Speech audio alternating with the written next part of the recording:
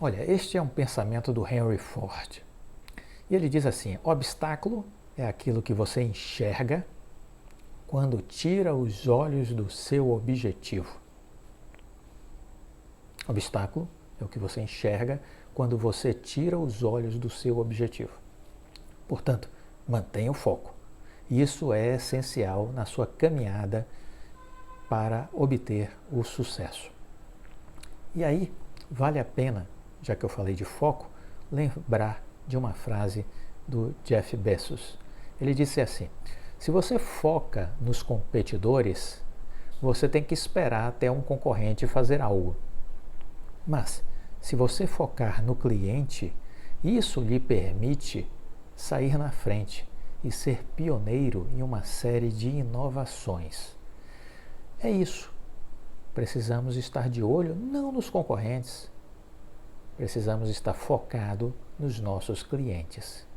Óbvio que a gente olha o nosso entorno, óbvio que a gente olha os movimentos do que eles fazem, mas eles não são a nossa razão de existir. A nossa razão de existir são os clientes. Então, assim, temos que estar olhando para eles e tentando identificar seus problemas, suas necessidades e, a partir daí, construir oportunidades. Oportunidades. Pense nisso, porque é isso que movimenta as empresas que têm sucesso. Isso é uma forma da gente identificar empresas que têm sucesso, líderes de sucesso. Pense nisso. Bem-vindo ao canal Viver de Renda, se inscreva no canal, deixe seu like, compartilhe com os amigos, nos acompanhe no Instagram Viver de Renda Canal.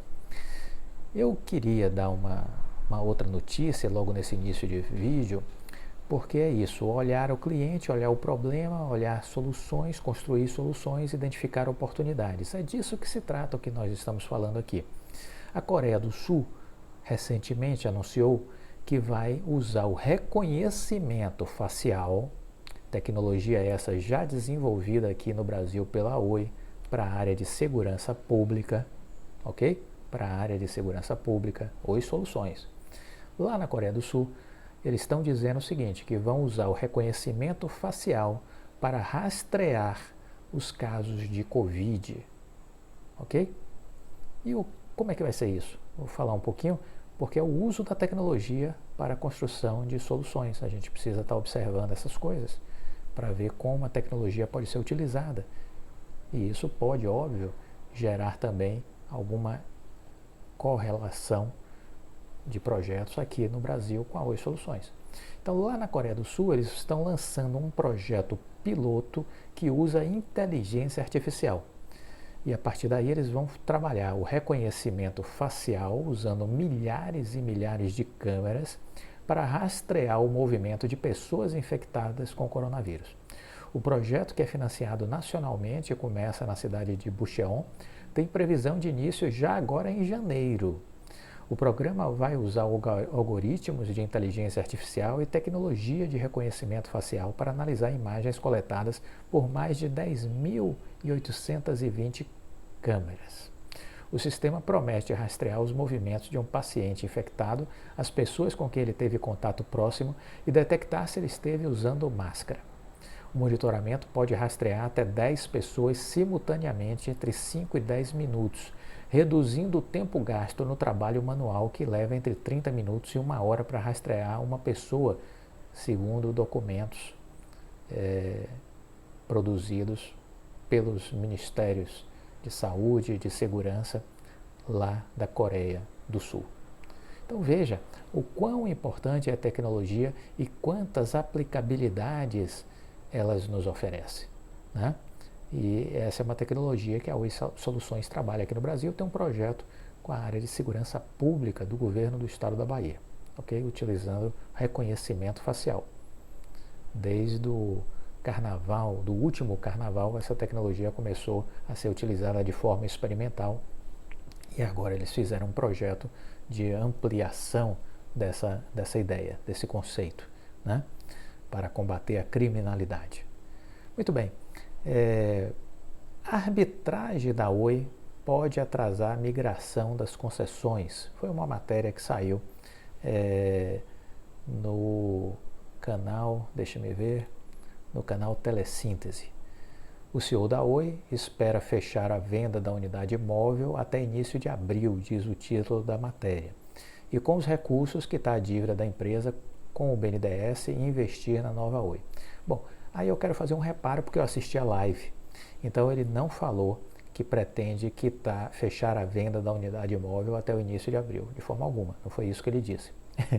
O que ele disse foi, o Rodrigo Abreu falou isso na live no dia 14 de dezembro, de que tem uma expectativa de concluir o processo de negociação e de venda, né, no primeiro trimestre de 2022.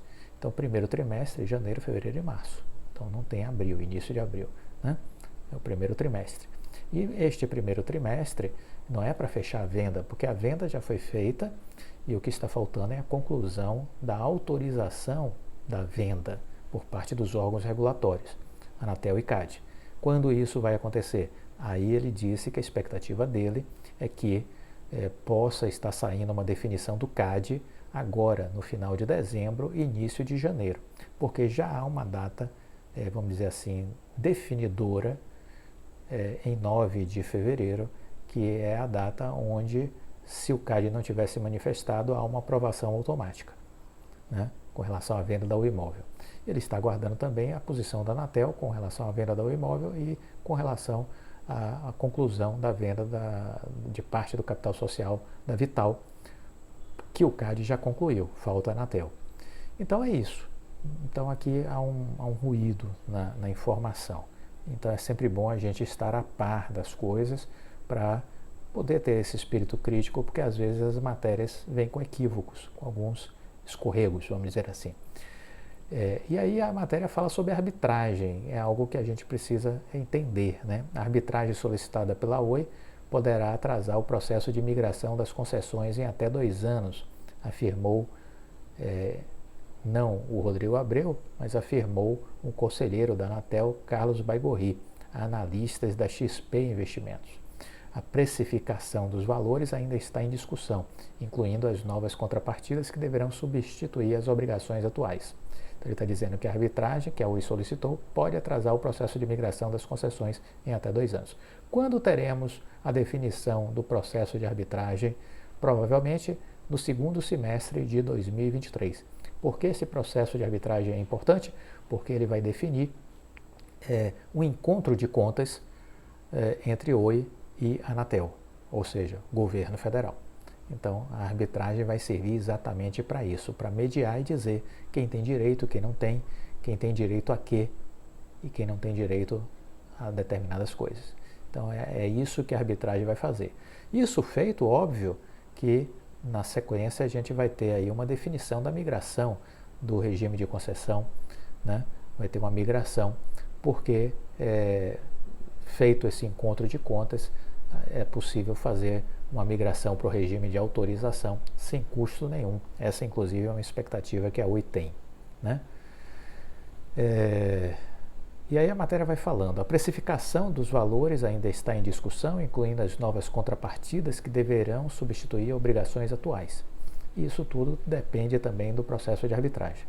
Do outro lado, o CEO da Oi, Rodrigo Abreu, pretende realizar o fechamento do negócio entre o final de março e início de abril, após avançar com as etapas societárias. Em outra frente, a companhia espera que a venda do imóvel TIM Claro e Vivo ocorra sem grandes restrições, apenas com ajustes condicionais. Com os recursos da venda, a Oi irá quitar suas dívidas com o Banco Nacional de Desenvolvimento Econômico e Social, o BNDES, e com os bancos credores da Oi também.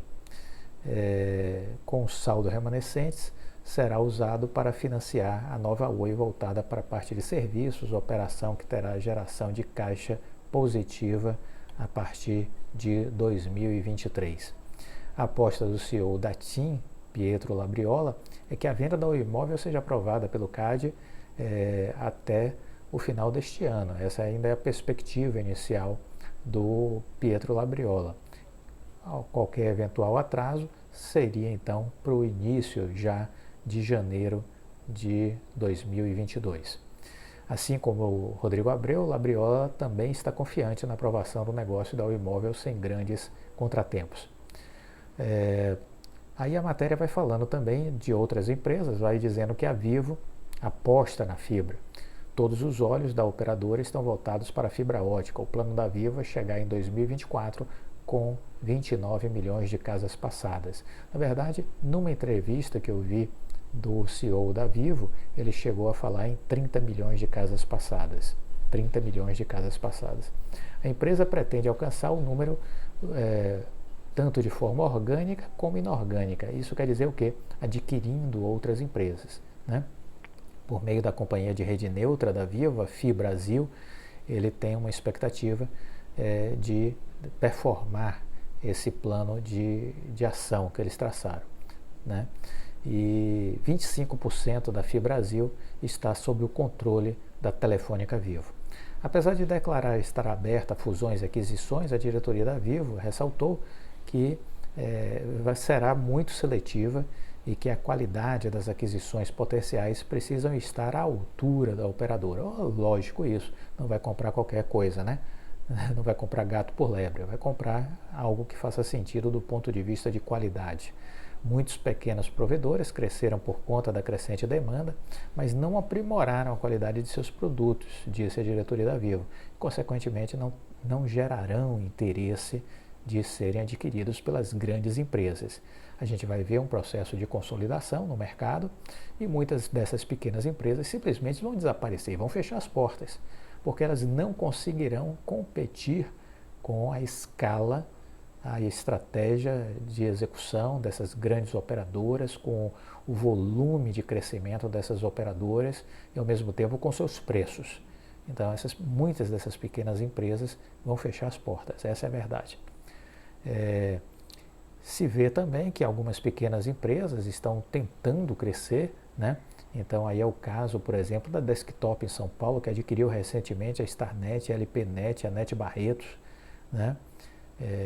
Está fazendo aquisições. A Desktop foca em aquisições de empresas um pouco mais maduras, com posição de lideranças e localizada em regiões adjacentes às cidades onde a Desktop possui já a operação. Para auxiliar a integração das empresas já adquiridas, ela contratou o serviço de uma empresa de consultoria para lhe ajudar nisso aí. Do lado do crescimento orgânico, a empresa está focando em cidades conurbadas para obter maior eficiência operacional. A companhia ainda explicou que, com o objetivo de manter a atenção na fibra, não participou do leilão do 5G. A Unifique, lá no sul do Brasil, está criando a diretoria de transformação digital para aprimorar os sistemas da empresa. Hoje, 7% do faturamento bruto da provedora vai para o aprimoramento tecnológico. Nesse contexto, a fornecedora WDC analisa que os provedores regionais estão investindo cada vez mais no modelo de negócio de TaaS, que é a tecnologia as a service. Os pequenos provedores estão saindo do aluguel de equipamentos básicos como modem para outros de maior valor agregado. O movimento, no entanto, não foi suficiente para evitar a desaceleração da venda de equipamentos da WDC no terceiro trimestre. A consolidação do setor resultou em um crescimento orgânico menor para as empresas. Estamos falando sobre isso já há algum tempo, vamos assistir a um processo de consolidação e eu digo que não é só consolidação, é um processo de depuração também. Pequenas empresas não conseguirão competir com as grandes e simplesmente fecharão suas portas e desaparecerão do mercado, sobretudo aquelas que possuem uma infra de menor qualidade, como já foi dito pelo diretor da Vivo, né, nessa matéria que eu comentei aqui com vocês. Uma outra coisa importante de uma notícia que me chamou a atenção nesses últimos dias, a Oi quer pelo menos 25% do mercado de fibra do país. Quem tem muito apetite com este mercado de fibra chama-se Vivo, chama-se Oi. A Oi quer ter 30 milhões de casas passadas em fibra ótica, a Vivo quer ter 30 milhões de casas passadas e a Oi quer ter 32 milhões de casas passadas. Então aí a gente já vai ter 62 milhões de casas passadas. A conversão em casas conectadas da parte da Oi, a expectativa é ter 25%, até 25%. Né? No caso aí do alvo de 32 milhões de casas conectadas, a Oi tem uma ideia de ter entre 8 e 9 milhões de casas passadas, desses 32 milhões de casas passadas, a Oi quer ter entre 8 e 9 milhões de casas conectadas. É um pouco a projeção que a Oi já fez no seu planejamento estratégico 2022-2024. O Rodrigo Abreu, na live do BTG, ele disse que ainda há muito espaço para a expansão de fibra. A expectativa é que a Oi a expectativa da Oi é que exista a possibilidade do Brasil chegar a 40 milhões de casas conectadas, 40 milhões de casas conectadas com essa tecnologia.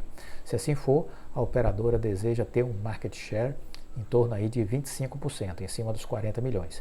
Então, estamos falando naqueles 9 milhões de casas conectadas. Então, se o Brasil tiver 40 milhões de casas conectadas em fibra, desses 40 milhões, a Oi espera ter pelo menos 9 milhões e assim ser líder de mercado em fibra ótica. Esses números foram revelados pelo CEO da Oi, Rodrigo Abreu, na live que fez com o BTG, mas é apenas um reforço do que ele já disse na última apresentação que ele tinha feito do plano estratégico 2022-2024. Essa era a meta que estava ali estipulada, né? Nessa live também foi destaque que o Rodrigo Abreu falou sobre o processo de recuperação judicial pela qual está passando. Disse que o plano de recuperação judicial previa uma data do fim da recuperação judicial inicialmente para outubro, né? Outubro do ano passado, tinha sido dado pelo juiz. No cenário que a Oi trabalhava era dezembro, mas que, em função disso, do atraso da Anatel e do CAD, eu que estou afirmando, dessa procrastinação, o calendário muda para o final do primeiro trimestre, como já apontado pela Justiça, né? Então, esse é o prazo, final do primeiro trimestre, então estamos falando de março de 2022. A venda da Oi Imóvel recebeu já o aval da área técnica do CAD e também da Anatel. No caso do CAD, vai ao Tribunal da Autarquia. No caso da Anatel, a mesma coisa, segue para o Conselho da Anatel para as definições finais. No caso da Vital, a venda do controle para os fundos do BTG Pactual já foi aprovada pelo CAD, então falta apenas agora a decisão final da Anatel. Esse é o estágio que a gente se encontra. Aí o Rodrigo Abreu destacou que a Anatel já fez a recomendação da área técnica sem restrições para aprovação e seguiu o processo para o Conselho Diretor.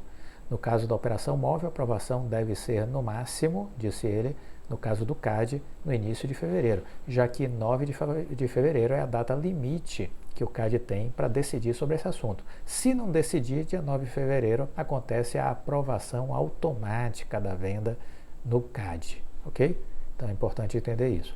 Rodrigo Abreu reforçou que acredita que a Oi saia da recuperação judicial conforme o que se planejou, né? A previsão é que no final de março de 2022 isso possa ser concretizado. A ideia é que a gente feche essas duas operações de venda da Oi Imóvel e da Vital e que a partir então do segundo trimestre nós já não estaremos mais em recuperação judicial, a partir do segundo trimestre de 2022.